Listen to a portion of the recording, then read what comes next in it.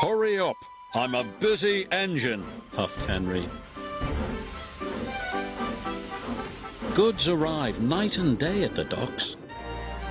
Sometimes Henry and the other engines work so hard that their axles ache. Sir Topham Hatt brought in a new engine to help with the heavy workload. He was long and he had 10 drive wheels. He looked very strong. This is Murdoch. He's going to be pulling freight on the main line. Ahoy, Murdoch! Shouted Salty. Welcome, Murdoch, called Harvey. You're the biggest engine I've ever seen, cried Thomas.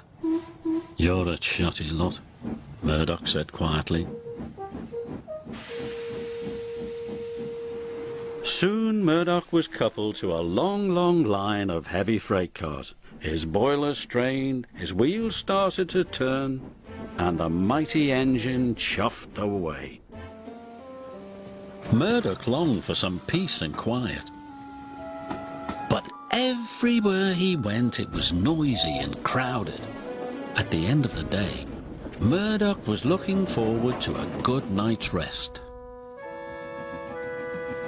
But Salty and Harvey were full of questions. What's the longest train you've ever pulled? Have you worked Marseille? Have you ever crashed? Please, Murdoch chuffed. I want some peace and quiet, and I don't want to share a shed with chatterboxes. No need to be rude, huffed Harvey. We're only being friendly, matey. The next morning, Murdoch collected another long, heavy train. This time he chuffed into the beautiful countryside. It was splendid.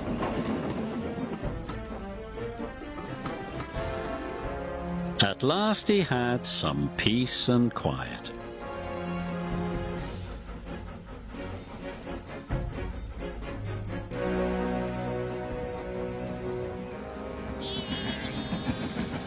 Suddenly his driver applied the brakes.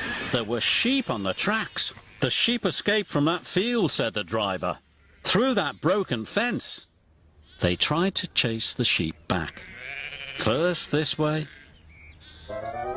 and then that way.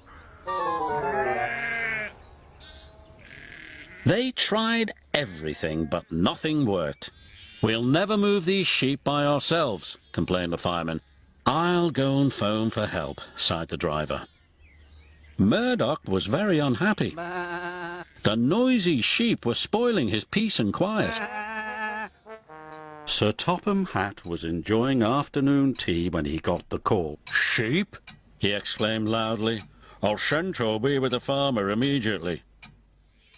The sheep were becoming noisier and noisier. Please stop, groaned Murdoch. I'd rather be back with the chatterbox engines. Just then, Toby chuffed into view. Toby, exclaimed Murdoch, we're certainly glad to see you. Before long, the farmer and his dog went to work. And the sheep were soon safely back in their field. And Murdoch was on his way again.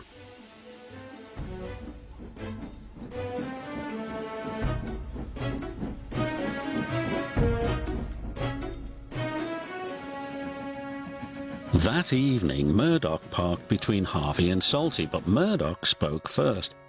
I'm sorry that I was cross, he chuffed. I'm very pleased to share a shed with you. And we're pleased to have your company, said Harvey. Aye, we are, added Salty. It reminds me of a story. Murdoch smiled. The sound of bar, bar, bar would have kept him awake, but a Salty story would send him happily to sleep.